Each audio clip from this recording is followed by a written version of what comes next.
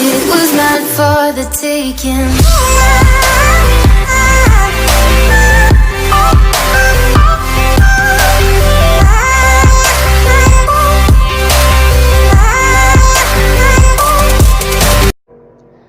Assalamualaikum warahmatullahi wabarakatuh.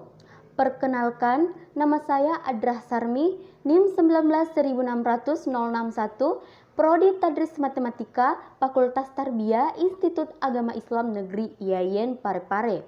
Nah, di video kali ini saya akan membahas mengenai perbandingan trigonometri pada segitiga siku-siku. Ini merupakan materi dari mata kuliah trigonometri. Nah, dalam pembahasan mengenai trigonometri, kita akan banyak menggunakan sifat-sifat bangun datar segitiga. Ada yang masih ingat teorema apa yang dipakai untuk menentukan panjang sisi segitiga siku-siku yang belum diketahui? Ya, betul, kita akan menggunakan teorema atau dalil Pythagoras. Pythagoras adalah seorang matematikawan asal Yunani yang dikenal dengan teoremanya, yaitu bahwa sisi miring atau sisi terpanjang dalam segitiga siku-siku sama dengan jumlah kuadrat sisi-sisi lainnya. Adapun rumus dari teorema Pythagoras yaitu seperti ini, di mana AC kuadrat sama dengan AB kuadrat ditambah BC kuadrat. AB kuadrat sama dengan AC kuadrat dikurang BC kuadrat. Dan BC kuadrat sama dengan AC kuadrat dikurang AB kuadrat. Nah, kita masuk dalam perbandingan trigonometri. Apa sih itu perbandingan trigonometri? Perbandingan trigonometri adalah perbandingan ukuran sisi-sisi suatu segitiga siku-siku apabila ditinjau dari salah satu sudut yang terdapat dalam segitiga tersebut. Nah, di sini kita akan mengenal mengenai istilah matematika baru seperti sinus, kosinus, tangen, koseken, seken, dan kotangen. Apa sih yang dimaksud dengan sinus, kosinus, tangen, dan sebagainya?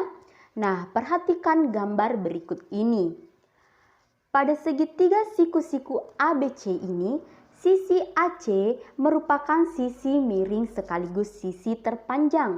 Sudut alfa terletak pada sudut A, maka di hadapan sudut alfa terdapat sisi BC yang dapat dikatakan sebagai sisi depan sudut. Sedangkan di samping sudut alfa terdapat sisi AB. Dengan demikian, sisi AB dapat dikatakan sebagai sisi samping sudut A. Oke, lanjut untuk penjelasan lebih lanjutnya, yaitu sinus, kosinus, dan tangen. Sinus didefinisikan sebagai perbandingan panjang sisi di depan sudut dengan sisi miring segitiga. Untuk memudahkan, gunakan sin demi atau sinus depan per miring. Kosinus didefinisikan sebagai perbandingan panjang sisi di samping sudut dengan sisi miring segitiga. Untuk memudahkan, gunakan kosami atau kosinus samping per miring. Kemudian tangen didefinisikan sebagai perbandingan panjang sisi di depan sudut dengan sisi di samping sudut. Untuk memudahkan, gunakan tan desa atau tangen sama dengan depan per samping. Nah, selanjutnya kita akan menjelaskan mengenai koseken, seken, dan kotangen.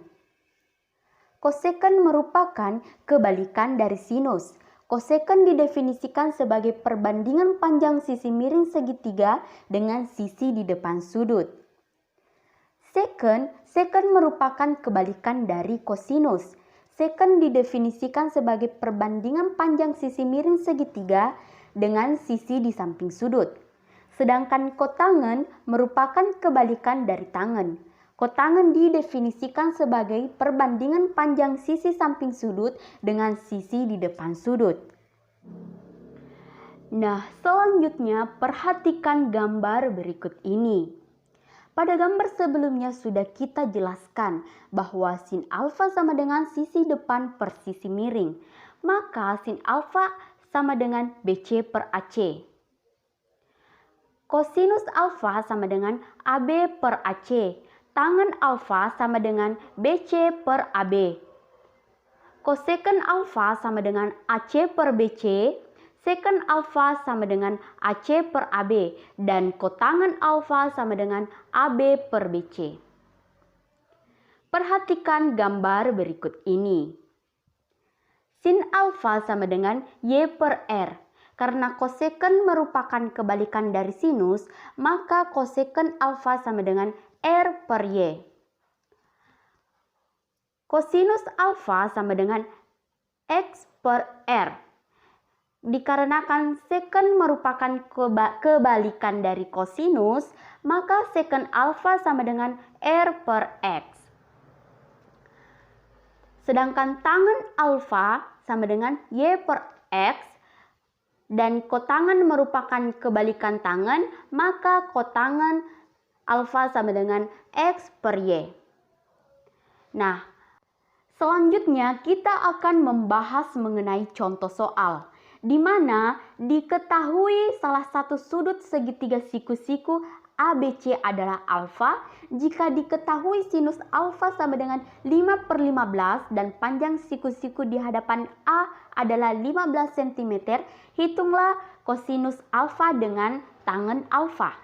Adapun penyelesaiannya berikut ini.